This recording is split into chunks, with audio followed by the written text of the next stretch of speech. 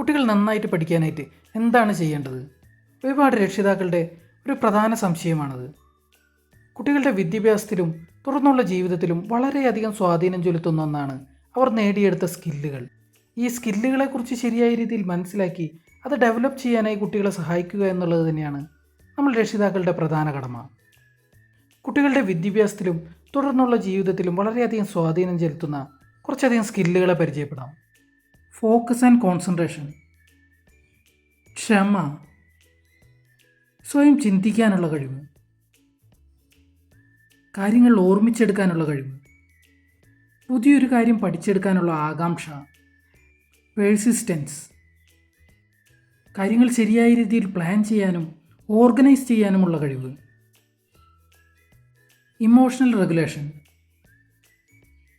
കാര്യങ്ങൾ ഒബ്സർവ് ചെയ്യാനുള്ള കഴിവ്, critical thinking, fine motor skills, problem solving, empathy, self control.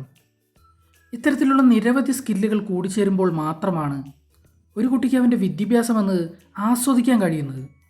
പലതരത്തിലുള്ള ആക്ടിവിറ്റികളിലൂടെയും കളികളിലൂടെയും ചെറുപ്രായത്തിൽ തന്നെ കുട്ടികൾക്ക് ഇത്തരത്തിലുള്ള സ്കില്ലുകൾ ഡെവലപ്പ് ചെയ്യാൻ നമ്മൾ രക്ഷിതാക്കൾക്ക് സാധിക്കും.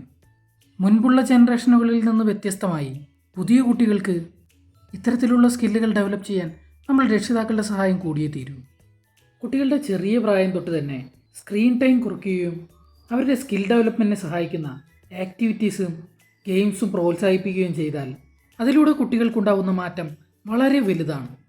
ഇത്തരത്തിലുള്ള കുട്ടികളെ പഠിപ്പിക്കുക എന്നത് വളരെ എളുപ്പമുള്ള ഒരു കാര്യമാണ്. ചെറിയ പ്രായത്തിൽ കുട്ടികൾ ചെയ്യുന്ന ഓരോ ആക്ടിവിറ്റികളും വെറും ഒരു ടൈം പാസ് എന്നതിൽ നിന്നും മാറി സ്കിൽ ഡെവലപ്മെൻറ്റ് സെഷനുകൾ എന്ന നിലയിൽ നോക്കിക്കാണാൻ നമ്മൾ രക്ഷിതാക്കൾ തയ്യാറാവേണ്ടിയിരിക്കുന്നു.